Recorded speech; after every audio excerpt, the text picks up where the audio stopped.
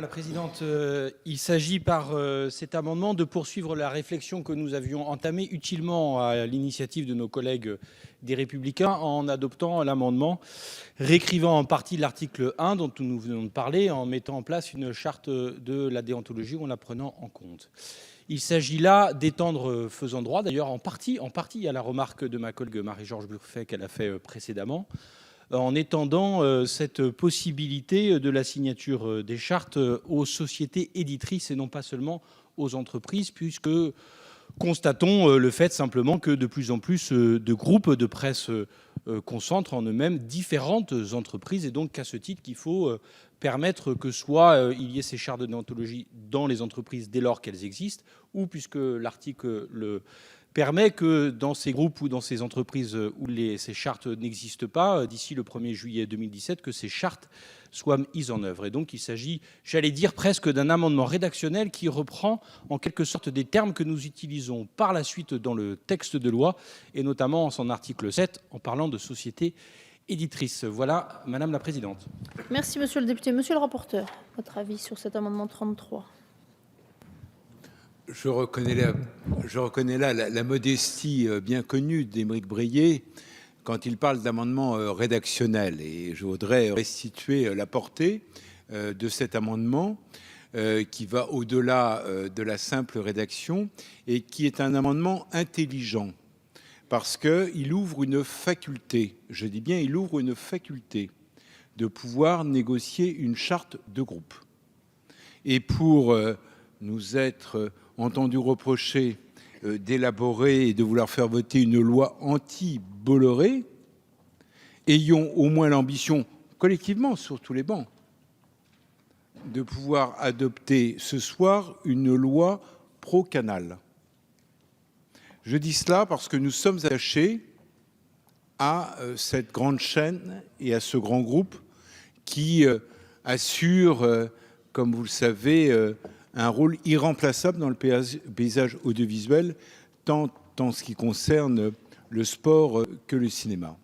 Donc effectivement, l'idée d'avoir une charte de groupe, mais en laissant entre les sociétés de journalistes et les directions la possibilité de négocier ou de ne pas négocier.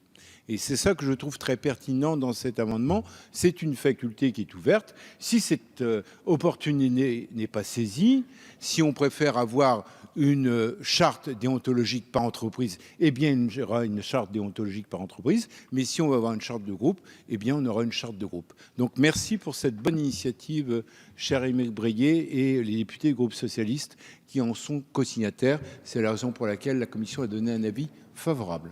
Merci, monsieur le rapporteur. Madame la ministre, l'avis du gouvernement, s'il vous plaît. Merci, Madame la Présidente.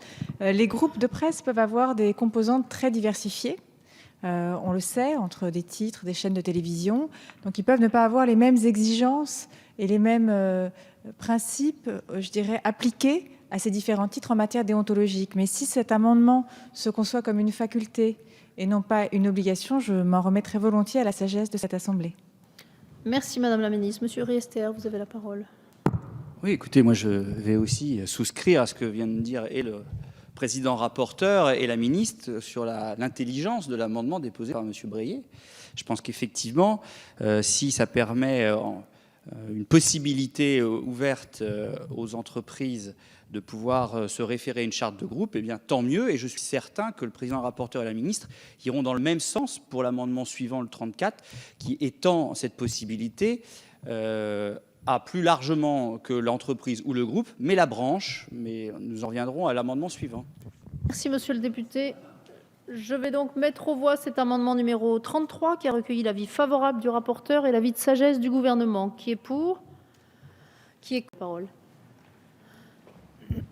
Oui, Madame la Présidente, il s'agit par cet amendement d'achever en quelque sorte ce que nous avions entamé encore une fois à l'initiative de nos collègues les Républicains en précisant les modalités de la mise en place de ces chartes, estimant que puisqu'il s'agit, ces chartes, et les uns et les autres l'ont dit lors de nos discussions précédentes, ayant valeur quasiment de contrat, rappelant les droits et les devoirs des journalistes vis-à-vis de leur employeur et des employeurs vis-à-vis des journalistes, il serait tout de même bon et sain que nous précisions dans notre texte de loi que cette charte est rédigée conjointement par la direction et les représentants des journalistes, et en précisant par ailleurs, préemptant en quelque sorte le débat qui viendra lors de l'article 7, précisant que le comité d'éthique institué par l'article 7 de la loi visant à renforcer la liberté, l'indépendance et le pluralisme des médias est associé, j'allais dire évidemment, à ces travaux. Voilà, Madame la Présidente. Merci, monsieur le député. Monsieur le rapporteur, sur cet amendement 35.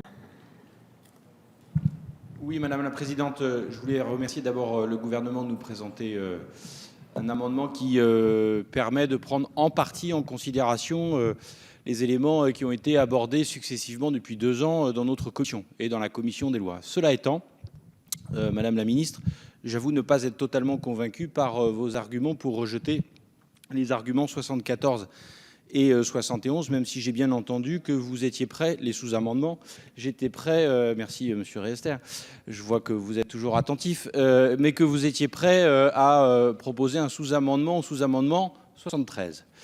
Donc j'enregistre avec satisfaction cette avancée, mais pour ma part, très honnêtement, je reste attaché au sous-amendement que nous avons voté en commission, qui permettait à la fois de préciser tout en prenant en compte les avancées du gouvernement et qui permettait justement de faire droit à 2 ans de réflexion et de travaux de la commission des affaires culturelles et de l'éducation.